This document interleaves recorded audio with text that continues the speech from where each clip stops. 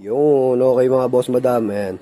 Dito kami ngayon sa San Jose City, sa bahay namin dito sa Nueva Ecija, sa San Jose, Nueva Ecija.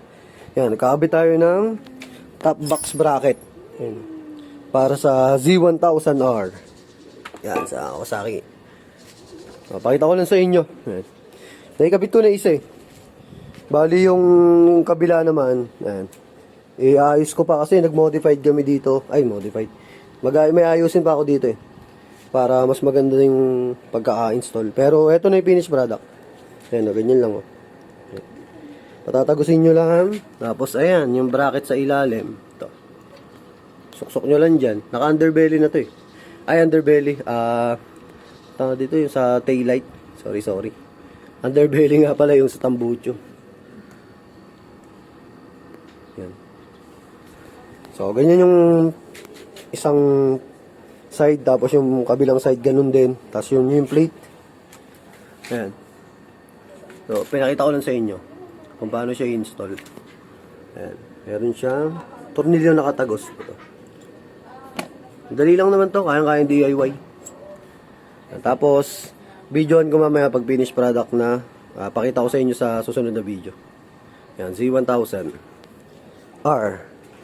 Pero yung Z1000 sa Z1000R, pareha lang ng bracket. Tapos nakabit na natin yung carbon loading. Yan. So, thank you. Yung, nakabit na natin mga boss madam. Yan. Tapos, ang problema natin ngayon, eto. Kasi, ano, mukhang dito ko siya ilalagay. Yan, pag ganyan siya. Yan. Saktong-sakto eh. Kaya lang, hindi ko alam kung uuga ba to o hindi. Ayan. Kasi ano, alanganin yung pinaka dito nya. Pero nakabit ko na yung top box bracket. Ayan. Solid. So bolt lang dito, 4. Ganun din. Ayan. Tornilyo sa ilalim. Tapos yun. Yun na, ganyan lang, kabilis. Ayan, palit lang ako ng Allen wrench. Then, minodified ko na to. Modified na yan. Dati ito yan eh oh. Tapos pinutol ko yung bracket. Nakabolt na yan. Ayun oh. Nakabolt. Modified na yan. Modified. Yan.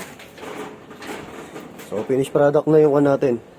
Yung lagayan natin ng top box. Mag-aayos na lang ako nung wirings. Papalit tayo nung eto. Yan. So, thank you. Ride safe, ingat. Ayan. Pakita ko sa inyo. Plug and play lang lahat yan. So, discarte lang ng pag-i-install. Medyo may mga minodified ako konti na hindi sakto sa butas. Pero okay naman na. Yan. So, JLJ Car Accessories, Motomac Works, saka JLJ Car and Moto Vlog. Pa-subscribe na lang ako doon mga boss. Thank you. You know.